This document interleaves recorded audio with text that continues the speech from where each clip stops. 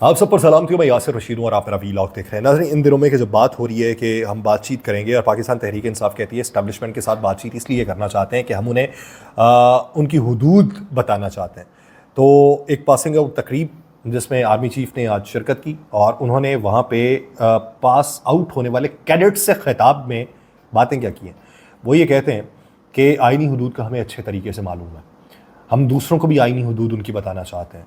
फिर उन्होंने नाम लिए बगैर सोशल मीडिया के ऊपर भी तनकीद की, उन्होंने टेलीविज़न चैनल्स के ऊपर भी की, वो ख़बरें देने वालों के ऊपर भी की और उन्होंने कहा कि आज़ादी इजहार राय की भी हुदूद मुतय्यन है, तो आप उस हुदूद क़यूद से बाहर निकल के बातें नहीं कर सकते।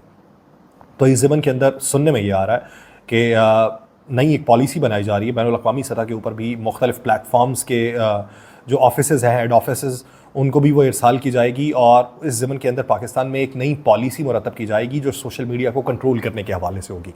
आपने अगर देखा हो तो इन दिनों में आप वो व्लॉगर्स या वो चैनल्स जिनकी रेटिंग बहुत अच्छी हुआ करती थी सोशल मीडिया के ऊपर, तो आप उनके ज़रा व्यूज़ देखें तो आपको उन व्यूज़ से अंदाज़ा हो जाएगा कि वो यकदम इतने क्यों गिरे।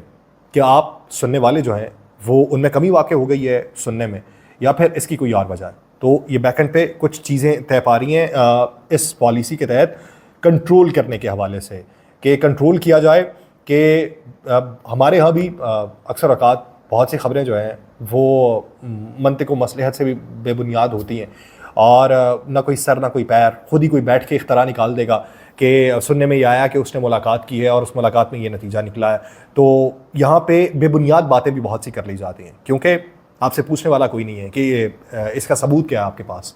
तो जब ये चीज़ें नहीं होती तो फिर इस वजह से भी बहुत सारी बातें होती हैं, उसमें वो हकायक देने वाले उनके ऊपर भी सवालिया निशान लग जाते हैं। फिर उसी आड़ में एक तो सवालिया निशान तो लगते हैं, फिर उसी आड़ में सब रगड़े भी जाते हैं, बहुत से अपने फिर मफादात के तहत सभी को रगड़ देते हैं। तो ये मौजूदा सूरत हाल है। लेकिन पिछले कोई 2-4 दिनों में मुलाकातें कुछ हुई हैं और उन मुलाकातों में अनरेस्ट के ख़ात्मे के हवाले से बातें हुई हैं।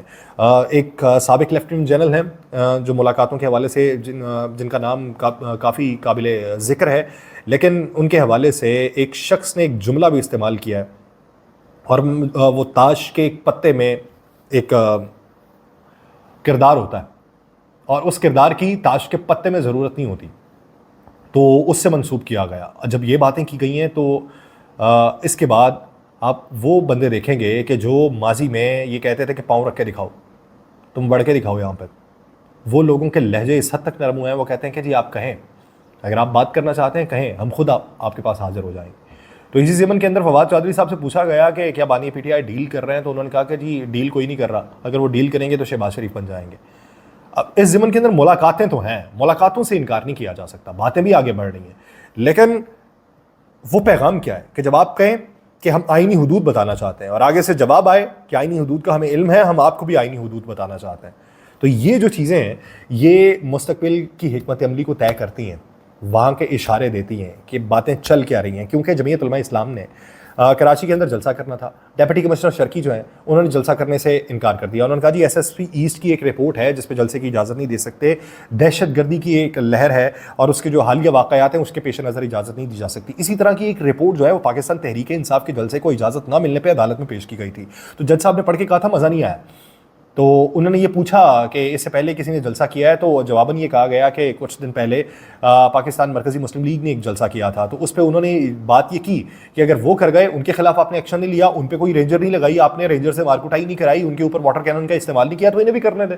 फिर ये जाने खुदा जाने, लेकिन उनको इजाज़त नहीं दी गई थी और वो मामला जो है वो 6 तारीख तक मुलतवी है। तो इधर जमीयत उलमा इस्लाम के जलसे पे क्या कोई सख्ती की जाएगी या उनके मार्च से कोई सख्ती की जाएगी? तो राना सनाउल्लाह साहब ने कहा कि सख्ती करने का हमारा कोई इरादा नहीं है।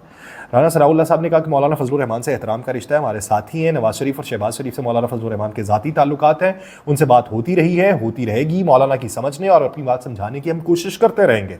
और उन्होंने ये भी कहा कि मामले को खुश उसलूबी से हल करना चाहते हैं। पाकिस्तान तहरीक इंसाफ के बारे में उन्होंने ये कहा कि अगर वो संजीदा है मुज़ाकरात के हवाले से तो हम मुज़ाकरात कर सकते हैं। लेकिन जब राना सनाउल्लाह साहब जो पीडीएम की हुकूमत थी उस वक्त वफाकी वजीर थे, तो उस वक्त उनके लहजे में कहीं भी दिखाई नहीं देता था कि उनका कोई इरादा है।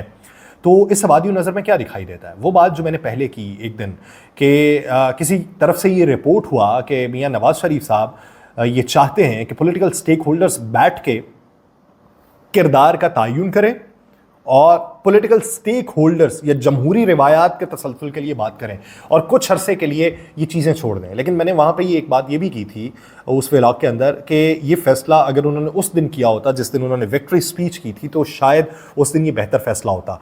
अब आप ये देखिए कि मियाँ शहबाज शरीफ साहब की हुकूमत में जहाँ पर 2 लोगों के ऊपर अंदरूनी तौर पर इख्तलाफ होता था, ना ही हमारी पार्टी के हैं, ये पैराशूटर्स हैं हमारे लिए, तो अब उनके वफाकी वजीर बन जाने के ऊपर फिर बाद में वही लोग जो हैं जो बातें कर रहे थे उनमें से एक शख्स को मुशीर बना दिया जाना और फिर डिप्टी वजीर आज़म की इख्तरा निकालना, ये क्यों है? इसके पीछे वजूहात क्या है? तो उनके लबो लहजे में, क्योंकि इसहाक डार साहब भी ये मालूम पड़ा कि इसहाक डार साहब ने भी मसालियात की पॉलिसी के ऊपर पॉलिटिकल स्टेक होल्डर्स के साथ बातचीत का मशवरा दिया था। राना सनाउल्लाह साहब भी आके अब वही कर रहे हैं। शायद माजी से कुछ अकल आ गई है या मुस्तकबिल का जो इंडिया है वो थोड़ा सा अजीब लग रहा है, क्योंकि IMF से 6 से 8 अरब डॉलर के आइंदा बेल आउट पैकेज के हवाले से अहम खदोखाल तय होने। IMF की टीम जो है वो 2 हफ्ते इस्लामाबाद में क़याम करने के लिए आ रही है ताकि आइंदा 4 साल जो प्रोग्राम है उसके लिए मईशत के इशारी और माली फ्रेमवर्क को हतमी शक्ल दी जा सके। हुकूमत की जानिब से ये तवक्को है कि वह 6 से 7 जून को अपना आइंदा बजट पार्लियामेंट के सामने पेश करेगी और इसमें माली इस्तेहकाम के लिए मजीद सख्त इक़दाम उठाए जाएंगे और IMF को ये कहा जाएगा कि जो अभी माहौलियाती फ़ंड है वो उसके नाम के ऊपर हमारे इस फंड के अंदर इजाफा कर दिया जाए। IMF की कुछ और भी डिमांड्स हैं। पेंशन इस्लाहात की। पेंशन इस्लाहात क्या है कि कई नस्लों तक पेंशन का जारी रहना काबिल अमल नहीं है। एक तजवीज़ ज़ेर गौर ये भी है कि जो पेंशन को टैक्स नेट में लाने के हवाले से है, FBR से जो 1 लाख से कम पेंशन वाले हैं उनके अंदर भी उनको भी टैक्स लगाया जाए। एक और मनसूबा ये है कि कुली तौर पे आप 10% टैक्स की एक सी शरह तमाम पेंशन के ऊपर लगा दें। तो ये चीज़ें जो हैं इसके ऊपर रिटेलिएशन देखने को मिलेगी मुख्तलिफ तरह से। तो जो IMF प्रोग्राम का हजब है वो आइंदा मुज़ाकरात में तय होगा। तो उसके लिए वो जो खतूत पहले IMF को लिखे गए थे किसी जानिब से, उन खतूत को मद्देनजर रखते हुए IMF की तरफ से ये भी डिमांड किया जाना है कि अपने पॉलिटिकल अनरेस्ट का खात्मा करें, स्टेबिलिटी लेके आएँ, ताकि ये ना हो कि आप कुछ और करें, दूसरी जो आपकी अपोजिशन है वो अवामी प्रेशर एक बना ले और फिर आपने जो मुआहिदा किया हुआ है उस मुआहिदे की आपको तनसीख करनी पड़ जाए उसकी तौसी करने की बजाय। तो ये हमारे लिए मुश्किल हो जाएगा। तो पाकिस्तान ने भी इसी ज़मन में ये सोचा हुआ है कि हमने बांग्लादेश और मिस्र मॉडल के ऊपर माहौलियाती फंडिंग भी लेनी है। अब इस ज़मन के अंदर ये तमाम लोग जो हैं वो मुलाकातें करना चाहते हैं, दूसरों को मनाना चाहते हैं और मना के वो कौमी धारे में लाना चाहते हैं। अब कौमी धारे में लाने के लिए एक चीज़ और भी है कि मौजूदा सूरत हाल में जो गंदम वाला मसला है ये कम नहीं है। मालूम ये पड़ा है कि 300 अरब रुपए का चूना लगा कौमी ख़जाने को, क्योंकि एक ऐसे वक्त में गंदम इंपोर्ट की गई जब पाकिस्तान में गंदम जो है वो अपनी फसल उसकी कटाई हो रही है और ख़रीदारी ना होने के बायस गंदम की कीमतों में मज़ीद कमी के इम्कान आते हैं। पंजाब और सिंध के मुख्तलिफ अजला में फ़ी कस जो गंदम है, फ़ी मन जो गंदम है वो 2800, 2600, 2500 इस रेट के अंदर भी बेचने पे किसान मजबूर हो चुका है। उसके अलावा जो बैनुल सूबाई उसकी जो तरसील है उसके ऊपर भी पाबंदी है, क्योंकि पंजाब और सिंध हुकूमत के दरमियान मामलात पे अभी तक इबहाम है, डेडलॉक है और जो छोटे किसान हैं उनको चंद दिन बाद किसान कार्ड के जरिए इमदाद देने का सिलसिला शुरू करने की बातें हो रही हैं। लेकिन फ्लावर मिल्स, सीड मिल्स, आड़ती वो गंदम की खरीदारी के लिए मार्केट का वो रुख करके बैठे हुए हैं। तो इस पूरे मंजरनामे में जहाँ पे किसान सड़कों पे हैं उनके साथ कोई डील नहीं हो पा रही, आटे की कीमत कम करके किसानों को इस वक्त बेयारो मददगार छोड़ दिया गया और बहुत सारे लोग ये कहते हैं कि वो जी एक वक्त था कि किसानों को जब गंदम के बड़े पैसे मिले थे उस वक्त ये बड़े खुश थे, तो वो अवाम तो रो रही थी उस वक्त। तो अब अगर इनको कम पैसे मिल रहे हैं तो अब कुछ ये रोलें, अवाम सुकून में आ जाएगी, लेकिन उसका देर पर नुकसान होगा। किसान क्या करेगा, अगले साल वो गंदम की बुवाई नहीं करेगा, वो किसी और तरफ निकल जाएगा। फिर क्या करेंगे, इंपोर्ट करेंगे। तो अभी जो किसान को आपने स्पोर्ट प्राइस जो 3900 है वो देने पे आपको 5500 फी मन गंदम खरीदना पड़ जाएगी। वो बारे में आपको एक साल के सुकून के बाद हम ये हैं कि आज का दिन सुकून से गुजरे, आज जो सामने पड़ा है आज कढ़ाई खा लेवा, कल वहाँ डाल दे पैसे ना हो, हमारी ये मेंटालिटी है। और हुकूमत जो है वो अब देर बाद दाल के पैसे बनाना चाहती है। देखिए कि ऊँट किस करवट बैठता है। मुझे दीजिए इजाज़त, अल्लाह ने के बाद।